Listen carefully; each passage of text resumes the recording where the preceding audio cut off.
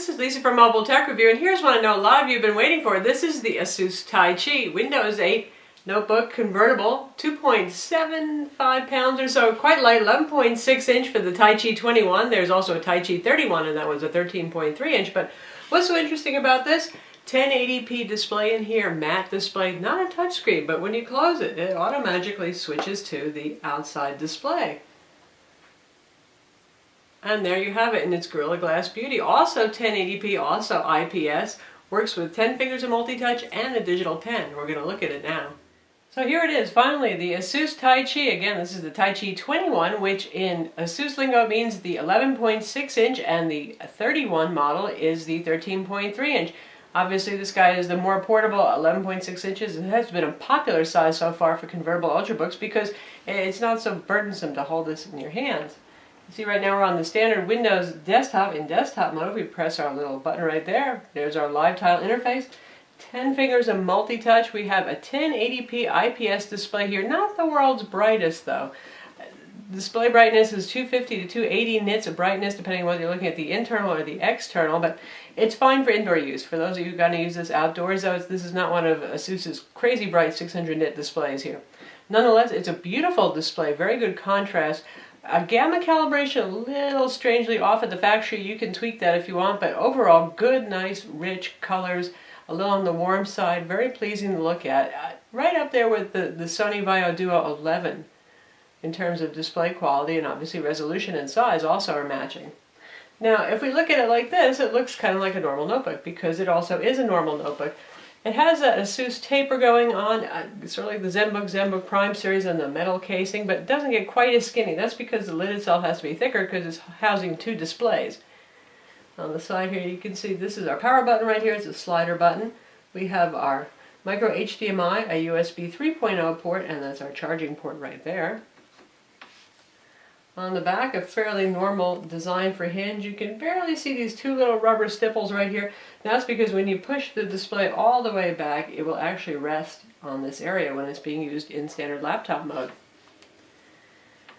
And this side here, 3.5mm combo audio jack, a USB 3.0 port. We have our mini VGA, which comes with a little dongle adapter, volume controls, and this is a slider lock here. You can lock this into normal laptop mode, or you can leave it in switchable mode, where when you close the lid, it's going to automatically switch to showing you a display right there.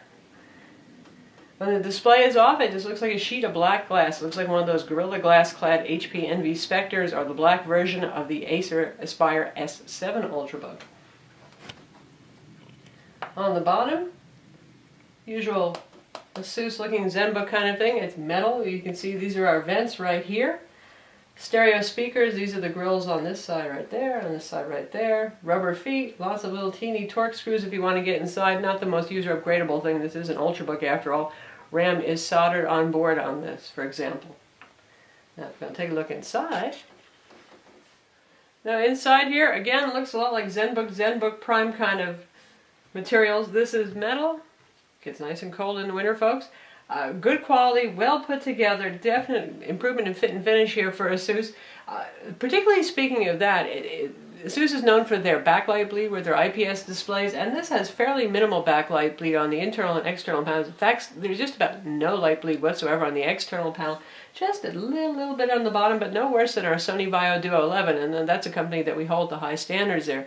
Often you're going to see a little bit of IPS backlight bleed, and that's where you can see lighter right around the edges if you're displaying a very dark background, particularly if you have the brightness cranked up and you're in a dark room. But I'm not going to be complaining about it here.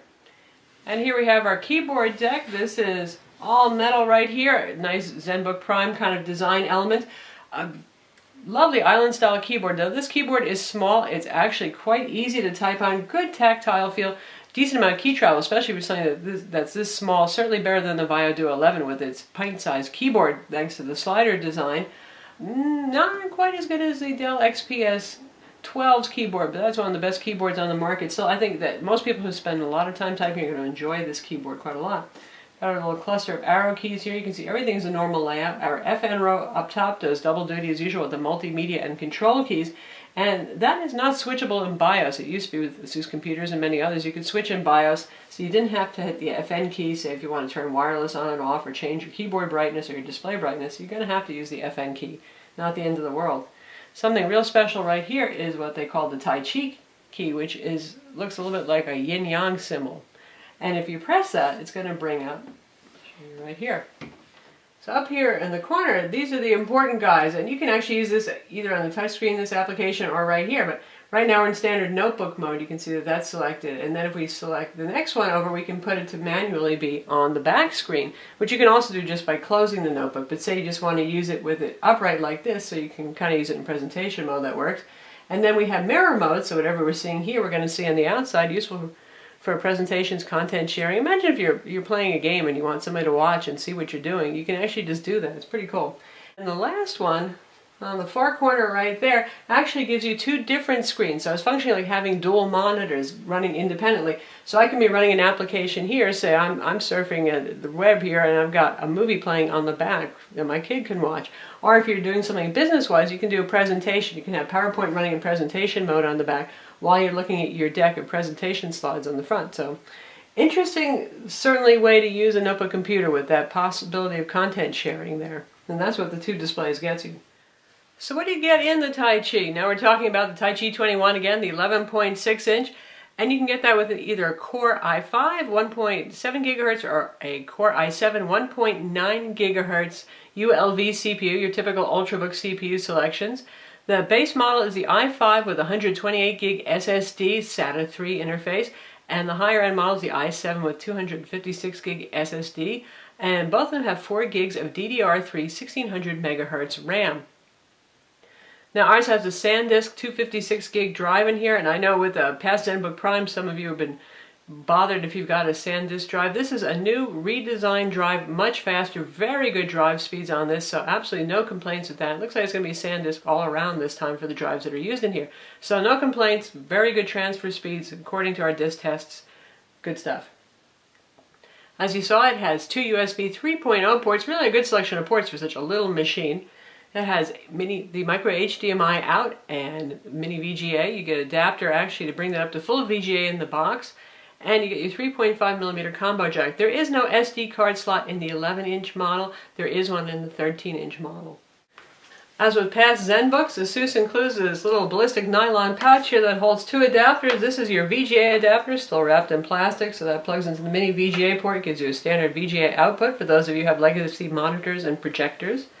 And you also get 10100 USB Ethernet right here. It plugs into your USB port, gives you RJ45 Ethernet included in the box.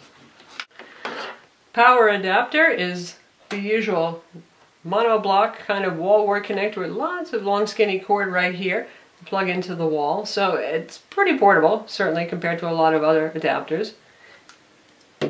And again, typical of ZenBooks, you also get the ballistic nylon carrying pouch with a nice soft micro suede interior, so you've got something to carry your nice new expensive notebook around, because these are expensive, folks. You're spending about $100 extra to get that second 1080p display, which really actually isn't that bad a price if you find that an appealing feature to add only $100 on for that. But we're talking $12.99 for the Core i5 with 128 gig SSD and $15.99 for the Core i7 with 256 gig SSD. No matter which one you choose, you're going to get the internal 1080p display right here, matte anti-glare, just like we saw on the ZenBook Prime. Certainly graphic artists are going to appreciate that. The high resolution, the anti-glare finish on this still has pretty good viewing angles. Hard to beat. No reflections. Also easier on the eyes, even if you just spend a lot of time typing in an office where there's a lot of glary overhead lights.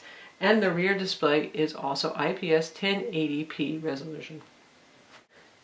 You got a webcam with microphone right up here, 720p webcam up front. On the outside, you've got a 5 megapixel 1080p camera placed below the display or above the display, depending on how you rotate the bugger. One thing that will probably drive you crazy until you get used to it, if you ever do, is the fact that this is not a touchscreen on the inside. Once you get used to touching the thing and given the Windows 8 interface right here, it comes with full Windows 8, by the way, it's a little weird that you have to use the trackpad instead. Can't touch here, all you're going to get is fingerprints if you do. That said, this trackpad here, nice, oversized trackpad, and something we've never been able to say about Asus trackpads before. They used to be really designed just to torture you, in my opinion. This one works well. The gestures work fine. You can do the swiping in from the sides. You can do the two-finger multi-touch to scroll. All of that works just fine. How about performance? We'll take a look at our Windows Experience Index right here as we switch back to desktop mode. And I can tell you that on PC Mark 7 benchmark, it scored a 4952, which is quite good and about what we would expect from a higher-end Core i7 ULV Ultrabook with an SSD drive. And here's our Windows Experience Index.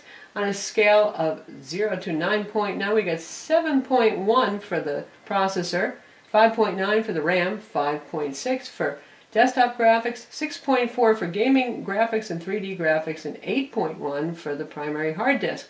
Now, despite the robust gaming score there, this is an Ultrabook with Intel HD 4000 integrated graphics only. No dedicated GPU here.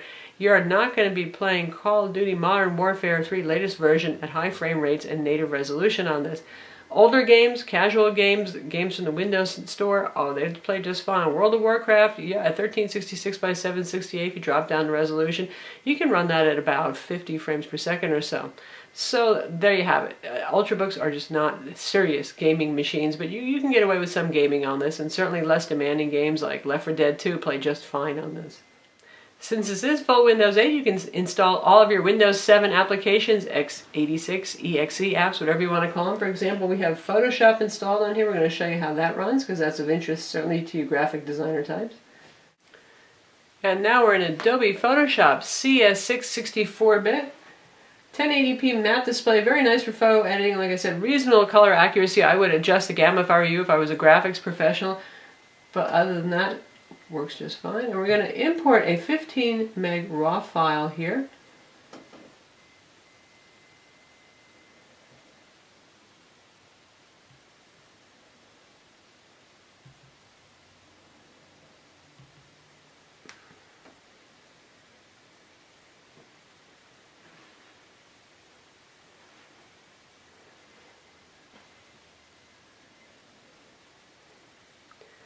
And there we've got imported. Took a little bit longer than say it would on a full Core i7 non-mobile CPU on your desktop, but hey, for an Ultrabook that wasn't bad at all.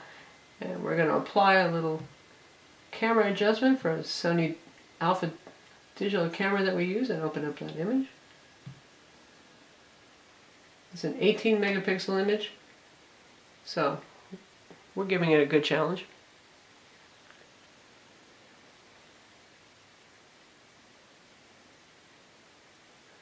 And there's our image, and say we want to apply some filters to it and test this out a bit.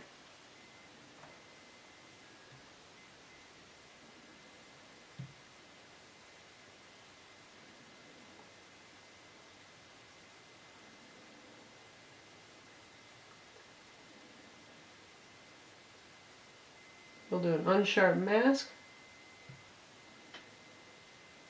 with the default values.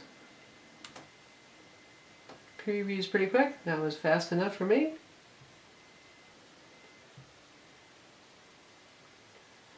And now we'll rotate the image. So certainly once you get the image imported, it works just fine. And again, a pleasure to work on that. And if, say, you want to use this on the outside display, let's just close this and see how it goes.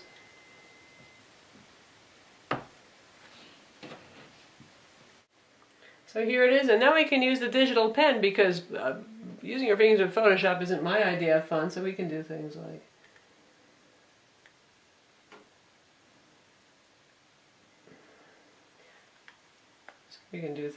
say we want to undo that rotation. Works just fine. If you want to draw on this, yes, you can do that. If you want to use the selection tool, for example, I just want to select the red chair right here. Easy peasy. One thing you're not going to get is pressure sensitivity. This comes with an N-Trig DuoSense 2 pen, which actually is a pretty good pen with 512 levels of pressure sensitivity, but there is no WinTab driver right now for N-Trig. They're working on that, them and Adobe together, to get that to you. So if pressure sensitivity is particularly important here with Adobe Photoshop, keep that in mind. Now if you're using something like ArtRage Pro or Corel Painter 12, then you do get pressure sensitivity. It's only Photoshop that requires that WinTab driver. So here's the pen that you get in the box. Works with an included AAA battery. You've got 2 buttons here. You can program it. No eraser function. This is a metal back. Intrigue says that people didn't really want the eraser function. I find that hard to believe, but you can assign it to the button on the barrel if you want. And this is a DuoSense too, so this offers better pressure sensitivity, better tracking speed, all that neat stuff. And it's Asus branded, but we're going to show you the reference design that Intrigue sent us. It's exactly the same pen. You can see here just a slightly different color. So it really doesn't matter which you use in this case. And while we're comparing pens up top here, here's the Sony pen. Notice how similar it is. They did a little more styling to the pen, but same Intrigue digitizer on the Sony Vaio Duo 11, same DuoSense 2 pen. So now we're in Art Rage Pro. We're going to open up a drawing that I was working on. So there it is. You can see this was done with a colored pencil tool. A whole lot of tools are available here, but this is not a review of Art Rage. This is really just to show you how well it works. And we're going to add some shading below the apple so you can see how responsive the pen is. And the pressure sensitivity, say I want my shade darker right there. Accentuate the bottom of our apple a little bit. It's pretty good for natural drawing. I'm going at a pretty good clip right here, and it's having no problem keeping up. I actually find it quite pleasing to draw on this. And I'm not missing Wacom at all, and it's just as good as the Sony Vaio Duo 11. And it actually runs a little bit quieter and cooler than the Vaio Duo 11, which tends to get a little bit warmer when you use it in the closed position. That works just fine. So yes, you can do real digital art with this. Again, this is Art Rage Pro. You can use Corel Painter 12 or the tools of your choice. And pressure sensitivity, obviously there, as you saw. Light line, dark thick line. Works great. And now for you note takers, we're in OneNote 2013 right here. And this has palm rejection, of course, and you got the little hover thing with going on with the pen. A little hard to see that teeny little dot, but there it is following me.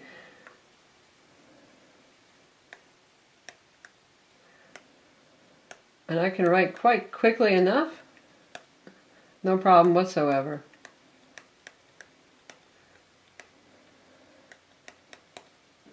So note taking, definitely a go. 2.7 pounds, a little bit much to hold up on your arm forever, but if you put this down on the desk like you would a pad of paper, no problem whatsoever. And for those of you who don't lean very heavily with the hand, you can actually put it in single screen back mode right here and continue writing if you don't want to hold it up.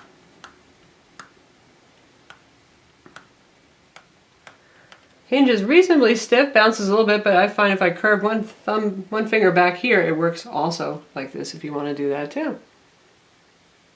And in addition to being able to use the Taichi button with the little yin-yang symbol over here to switch between your displays and to do mirroring mode or to do 2 separate screen mode, there's an application that comes with called Screen Share, and you can drop movies on here, PDF files, and PowerPoint, maintain your desktop right here, and you'll have it playing on the back. So we're going to test that with a movie trailer.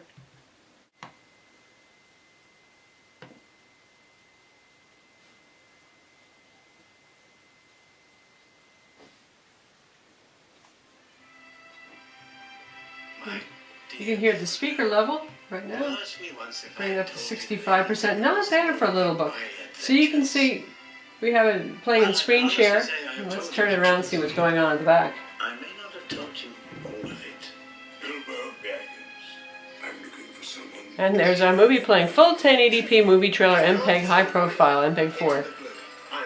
So we can keep using the computer while we're entertaining somebody with a movie on the back. And while we're looking at the lid backside again, this is your control to go to the Windows home screen, disabled right now because we're in that presentation mode, and this is your 5 megapixel webcam up here. And now for a quick comparison, we have the Sony Vaio Duo 11 right here and the Asus Taichi 21 over here, both 11.6 inches, both convertible Windows 8 machines. In terms of form factor, not exactly. I mean, they have 2 different ways of working the convertibility here, but 11.6 inch 1080p IPS displays, that kind of thing. Core i5, Core i7 options, same storage options available. Sony's going to be about $100 cheaper. Again, you're paying for 2 displays here on the Taichi, but you can see how they work. Sony being a slider, the keyboard is shifted forward. There is no wrist rest deck over here. You get a bigger keyboard on this. They both have backlit keyboards, however. And when you close them up, Sony just slides down like that. And this guy, we switch to the outside display. About the same size as Sony, is just a little bit thicker and a little bit bigger lengthwise over here, but fairly close in size. The Sony also weighs a couple of ounces more. So it really depends on what you need. If you like the idea of having dual displays and the matte interior and the functionality that's just like a notebook, then this is a good pick. If you want to have a touchscreen available all the time, even when using the keyboard, then the Sony is a better pick. And now right here we have the Taichi and the Dell XPS 12 over here. Yet another way of doing things with the Dell XPS 12. 12-inch, obviously a little bit larger display, also 1080p, same Core i5, i7 option, and SSD storage options. But when you open it up, of course, we go back to the Taichi. It's going to switch to interior display in a minute, just like that. And with the Dell, it uses this kind of swinging easel frame, which is pretty interesting. I worry about how robust it's going to be over time, but other than that, that's what the lid looks like. Nice carbon fiber. Flip it over, and there you have your notebook mode, complete with Gorilla Glass glare, as you can see, reflecting things. The glare is actually managed certainly better with this, with the interior matte display. Which leads to, well, who is this product for, the Taichi? Obviously it's for folks who do a lot of work and can't stand glare, and it's important for them to see the screen clearly. That would be you graphics professionals, especially with that 1080p display right there. It's also great for road warriors because at 2.7 pounds and 11.6 inches, highly portable, yet it has a great keyboard and actually a very good trackpad too.